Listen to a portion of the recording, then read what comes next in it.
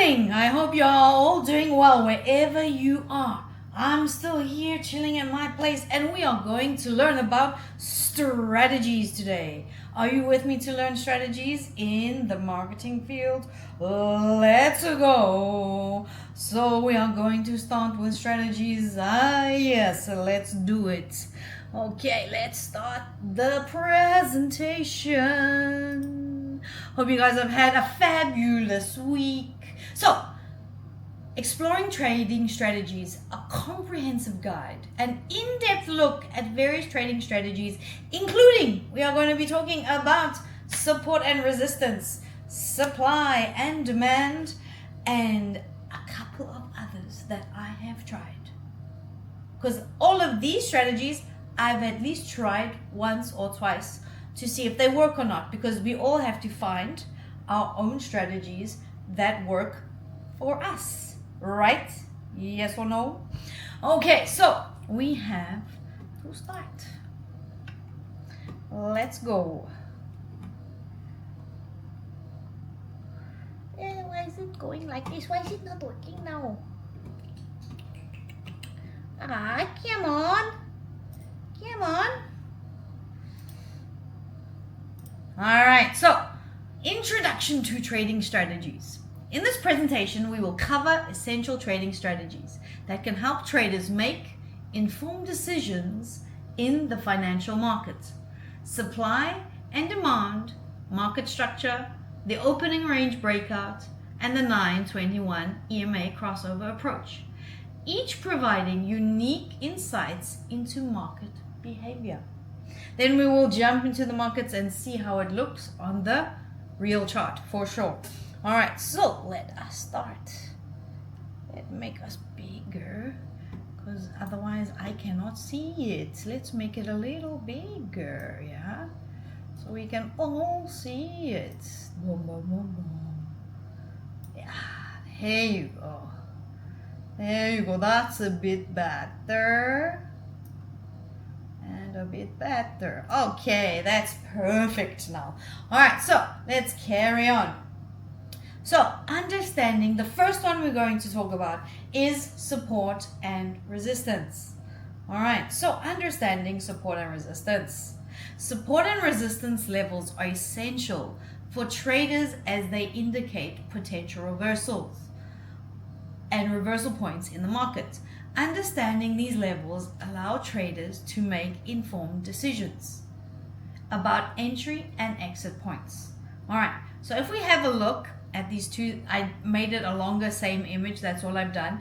So if we look here, we have a resistance level at the top, okay, and we have a support level at the bottom. And the basic way of using this as structure or placing trades in the market is basically what we do is we place sells at resistance and then buys at support. Now, what happens if the resistance line gets broken?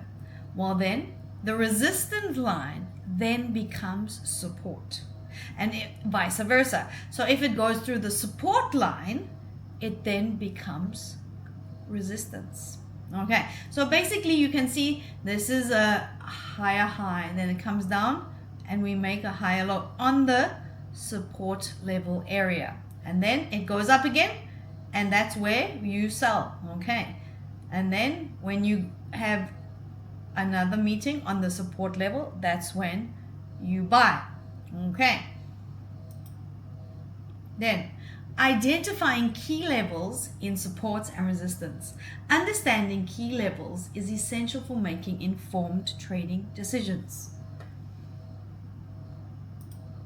Historical price points. Okay, so in the history, when you go back in the markets, these are previous price levels where the asset has reversed or stalled, providing insight into future price behavior. So for example, maybe you have a support level or a resistance level that happens to tap into more than once. So this is where we look for. Is it going to break through the support level? or is it going to stay at resistance? If it is going to break through the support level, then we're going to buy. If it is going to stay at the support level, then we are going to sell, and it's still going to be resistance. All right. Then after that, we have psychological levels. They are secret numbers in the charts, basically. Basically, these are round numbers or significant price levels where traders often place buy or sell orders, influencing market movement. So basically, every 500, they say, on the market is a psychological level. So if you have gold, for example, and you have gold at 4,500, okay, then you have gold at 4,450. That is a psychological level. So sometimes it moves in 50s, sometimes it moves in 100s, depending on the market. Then trend lines. Trend lines are lines drawn on charts connecting significant highs or lows, indicating potential support and resistance areas. So sometimes some people like to use their trend lines as support and resistance. So sometimes you'll see people who have straight lines of support and resistance, and other people will have diagonal lines of support and resistance, going upwards or going downwards, depending what type of support and resistance trader are you. Then moving averages, okay? Some people, these indicators, they smooth out price data over a specified period, helping to identify potential support or resistance levels.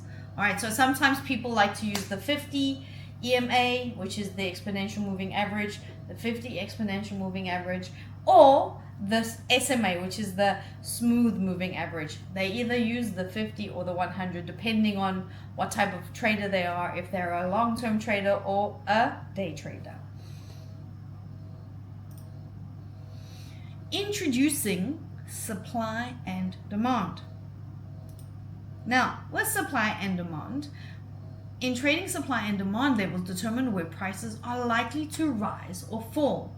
Understanding these concepts allows traders to make informed decisions based on market conditions. So basically, supply zones are where you sell and demand zones are where you buy.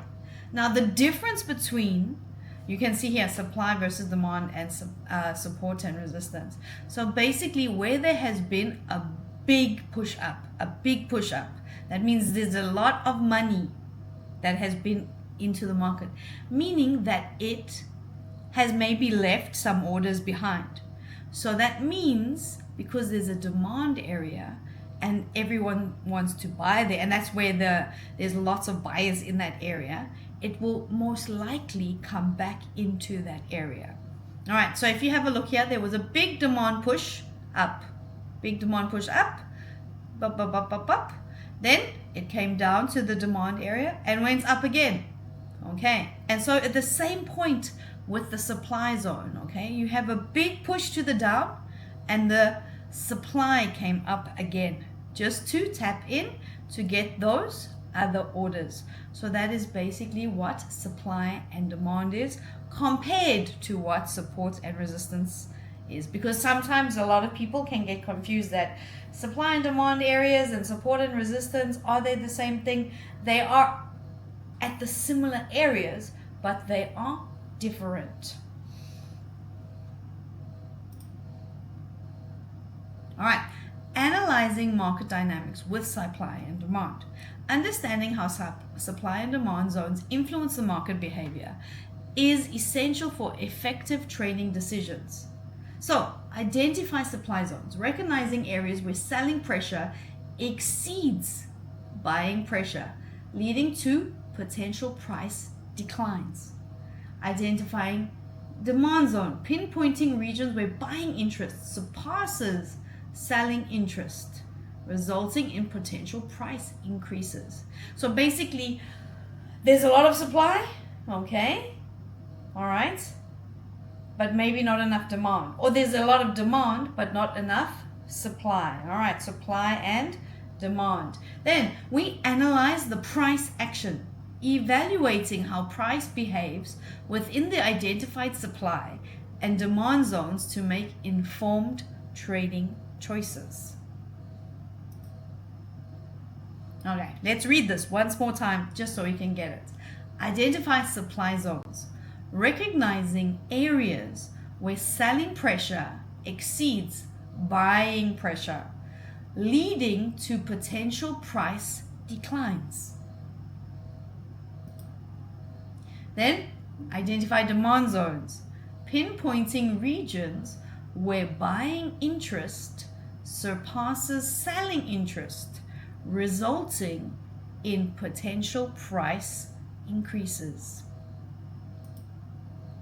Analyze price action, evaluating how price behaves within the identified supply and demand zones to make informed trading decisions. Oh, I have to get some water. Hold on a second. Getting the water.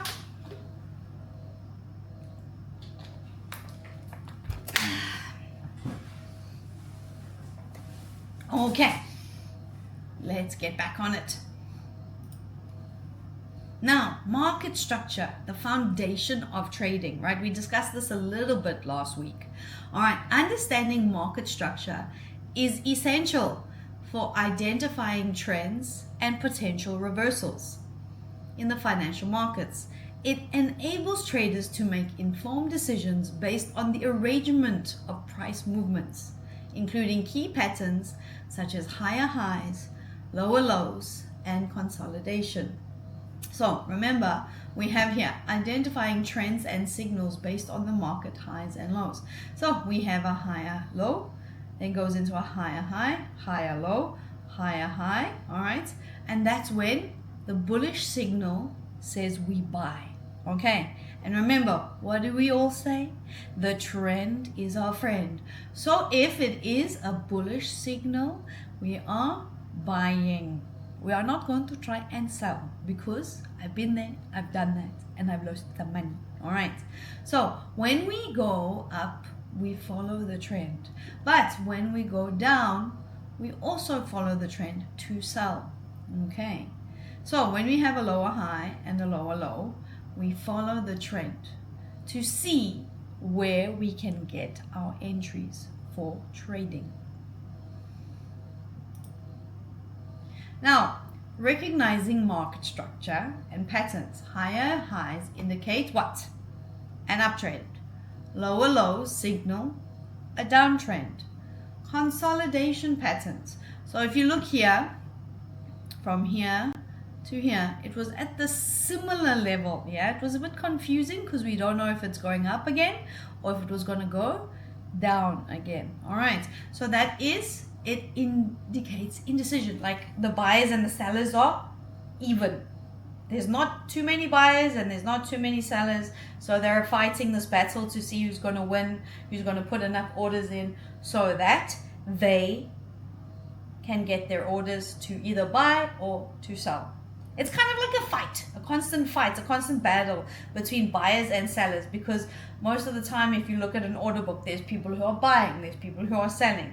But if the orders that people who are buying outweigh the people who are selling, the market will go up, and vice versa. So if people who are selling outweighs the buyers, the market will go down.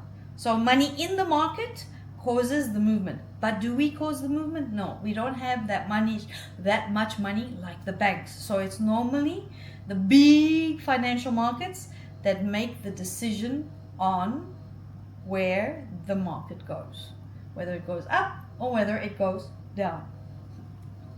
Then breakout patterns suggest potential shifts. So if you have a look here, okay, it went up and all of a sudden it went down, breaking the bottom of this. Okay, and this is where head and shoulders patterns take place. Okay, it is normally when the change of direction comes into the market.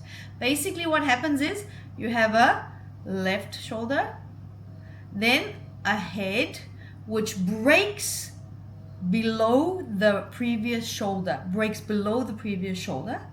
okay, and then it goes and makes a second shoulder and then continues with the trend, and then vice versa. So for on a changing character of the lower of when it is changing from bullish to bearish, that is what we've just seen now, but when it's changing from bearish to bullish, the head and shoulders pattern is inverted. So it goes like one down shoulder, another head, and then breaks through, and it comes back to retest the neckline normally, and then it carries on into the trend going upwards.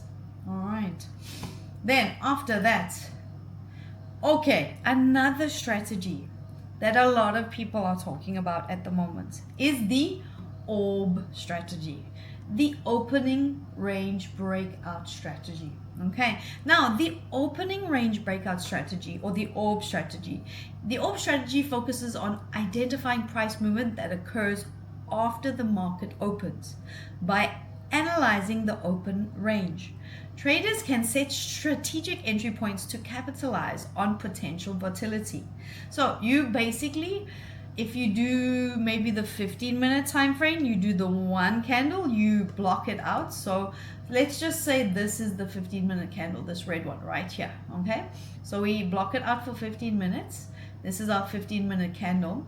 Now if the candle breaks through, so it broke through here, it finished outside the line of the orb, outside, it has to be outside for any entry to be confirmed and made. Okay, once it is outside the line, it might come back and retest to continue in that direction, and vice versa. If it goes below the line of the orb, all right, then it would test and carry on to the downward. But it doesn't happen all the time. Like, the markets cannot be consistently guessed and known. But this is what people base their trading entries on. So these are some of the different types of trading strategies.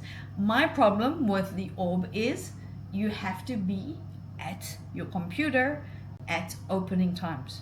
Now, when you have a job like I do, you cannot be at your computer all the time looking for the open range breakout, unfortunately. So this is why I stopped using this. It is profitable, it does work, this one. If I had more time when different time zones opened, I would use this one consistently because I think it does work quite often. All right, then carrying on with the orb. Implementing the orb strategy in trading, a structured approach to effectively utilize the opening range breakout strategy for maximizing trading potential.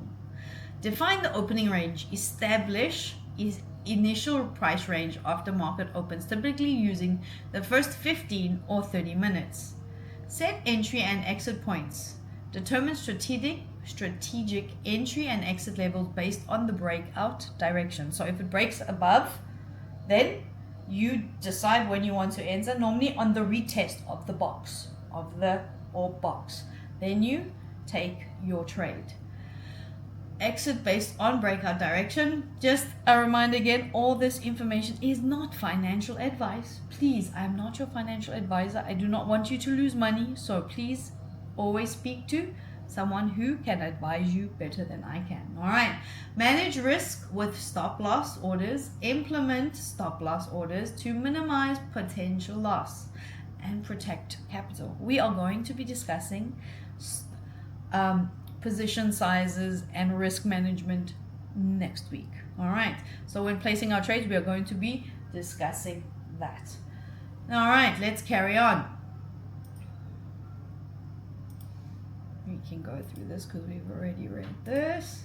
Then another strategy, I use this more as a confluence now, not as a whole strategy. I did take a trade last year and it worked as a strategy on its own, basically, but you need a market that is directional. you cannot use it when the market is consolidating, because it is very, very, very confusing. Because if you watch the 9 and 21 EMA crossover in a consolidation market, it crosses over and then it crosses over and then it crosses over and then it crosses over, and you have no idea what direction it is going in. So it confuses a lot of people.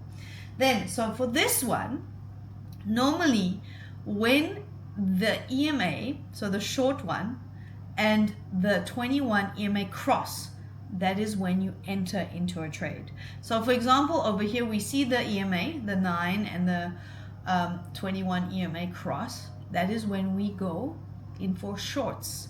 But if the 9 EMA is above the 21, we go in for longs. Okay, so that is basically what it says. Let us minimize my camera so that I can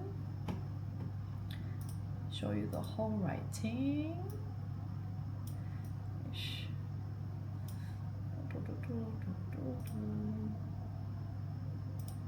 Ah, why did it go? No. Okay, so basically the 9 EMA serves as a quick response to recent price changes, making it effective to capturing short-term trends. Traders often use this to identify potential entry points in fast-moving markets.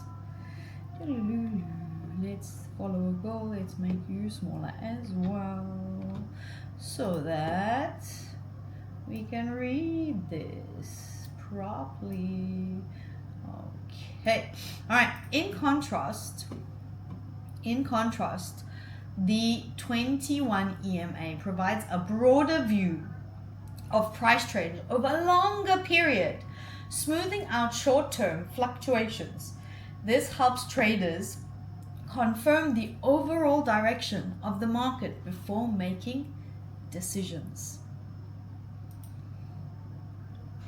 All right, so those are the different types of strategies that we are discussing today. If you have questions, you can drop a question in the question box down below. If you want to know anything else, you can just ask me. All right, so let us head over into the charts now.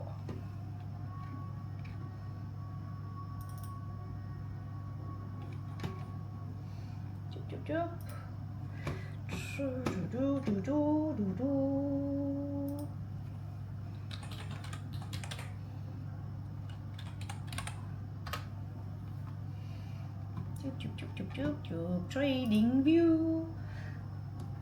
Let's put some music on. Let's hit some music. There we go. Okay, so we are going back into the charts. Let's go back into our charts. Okay, so I took a trade this week and it paid off, guys. I took a trade this week and it paid off, which was really, really great. So now, okay, let us explain what do we have here. Let me delete all these, delete all of these. Right, let's go back to my discussion ones, explanation.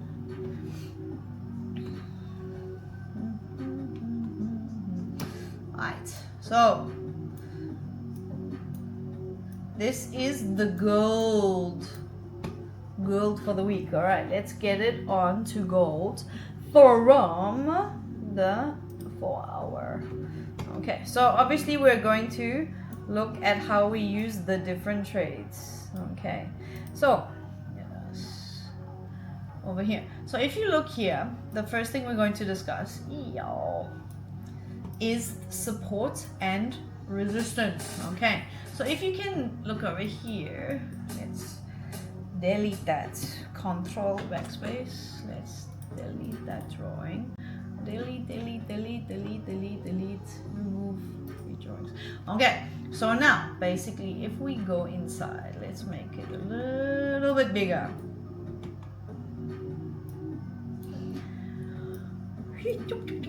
So for example, on gold, we have support and resistance, right? Let me take this water out the way. So basically you can see where there has been a support line, where it touches more than one time, okay?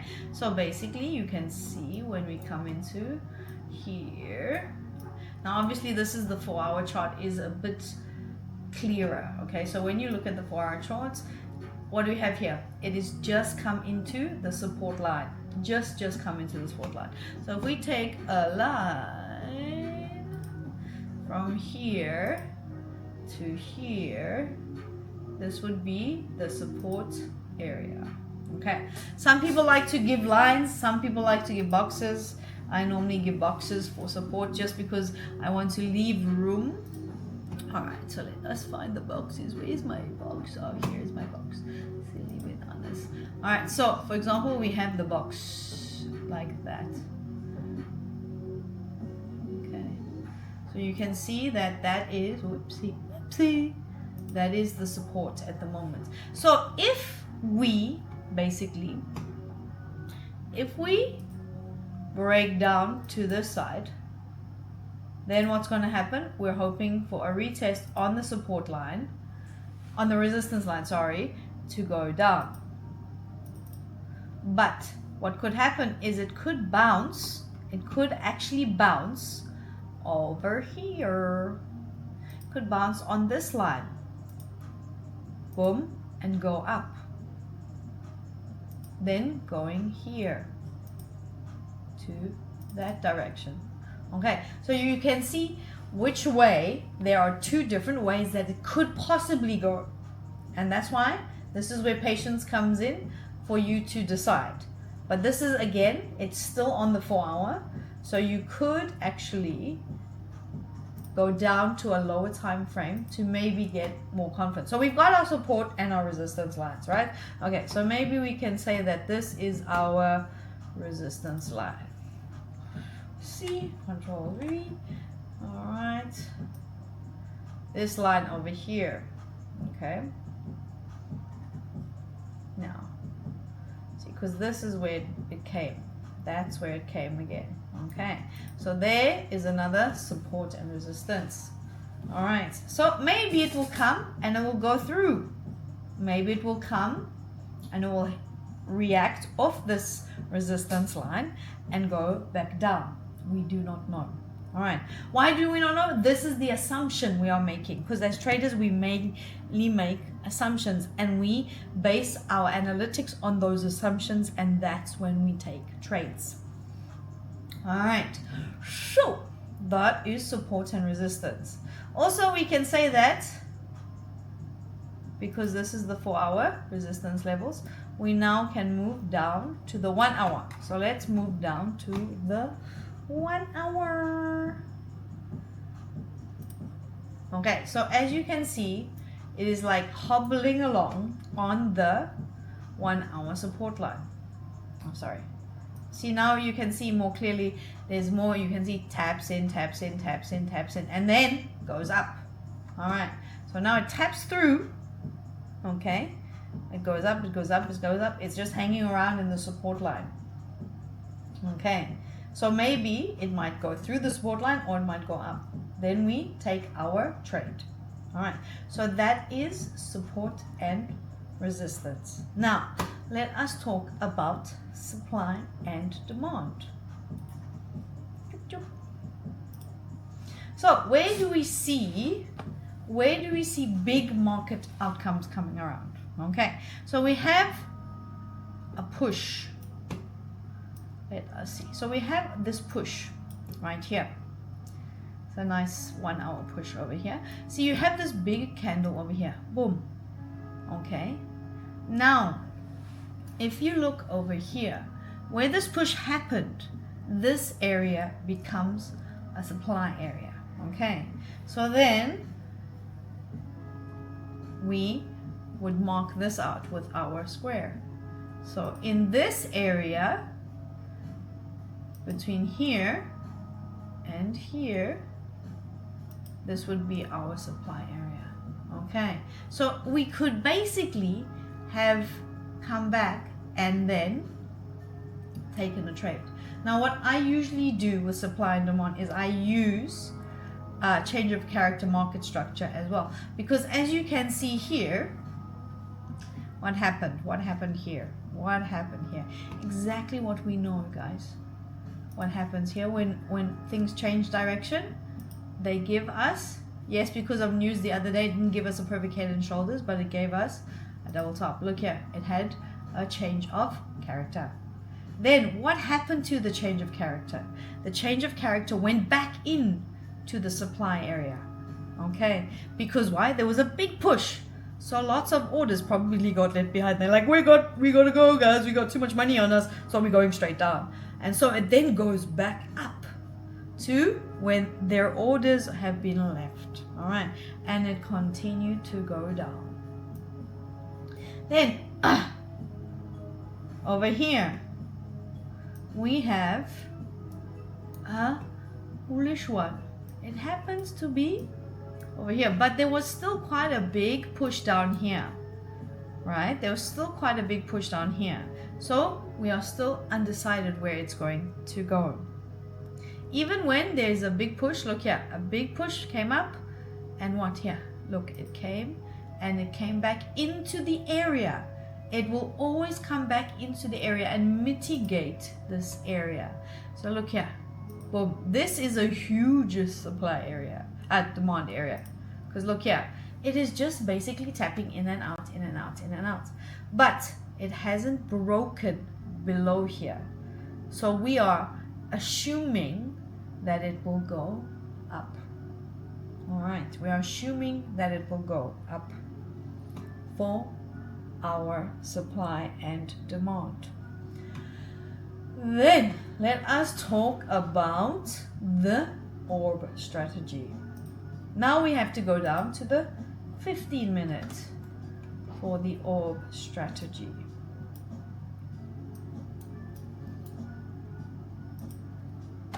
Okay, let us go down to the 15 minutes. So normally what happens is, let's have a look. Okay, so yesterday, let's go back to yesterday. Okay, back to yesterday.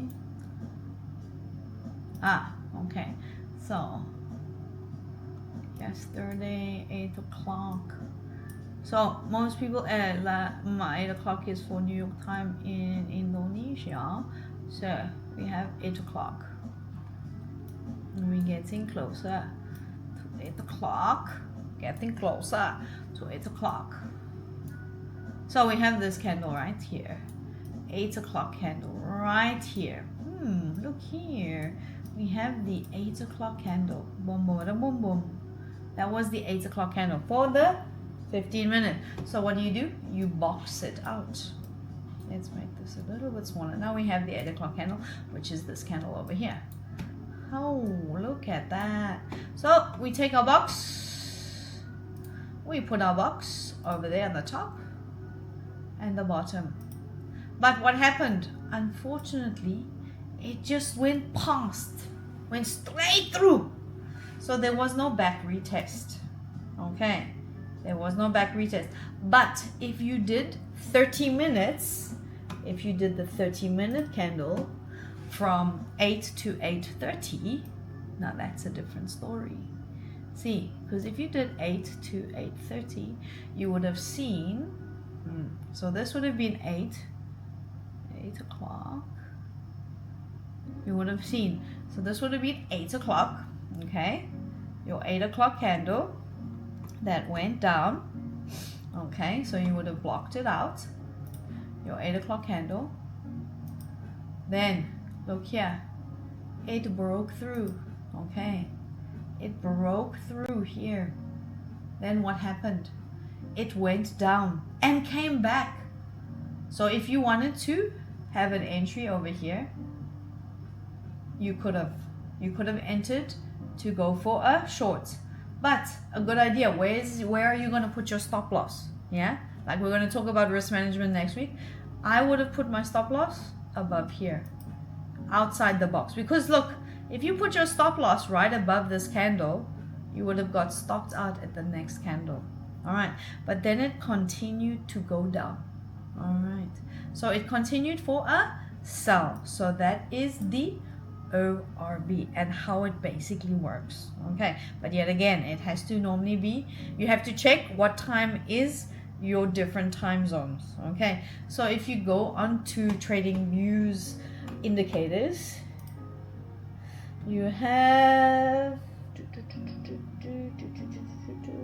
Asian market.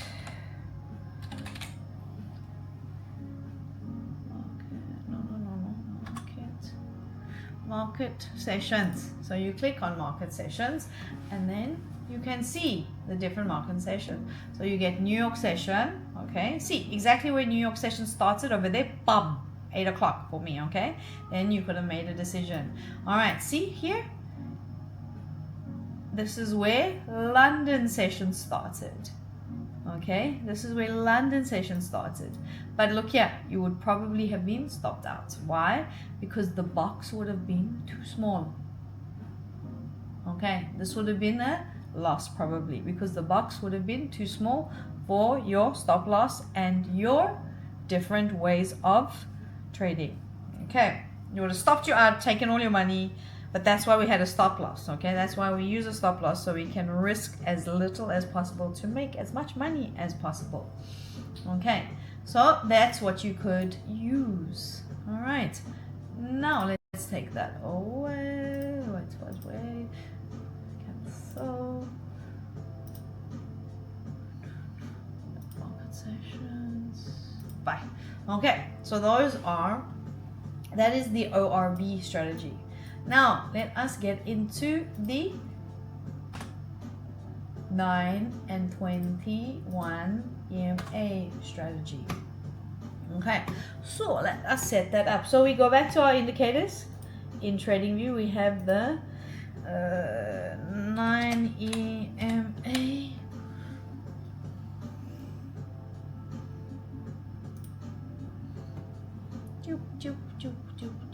Buy signal. Okay, so that is the 9 EMA. Okay, but it doesn't have the cross on it.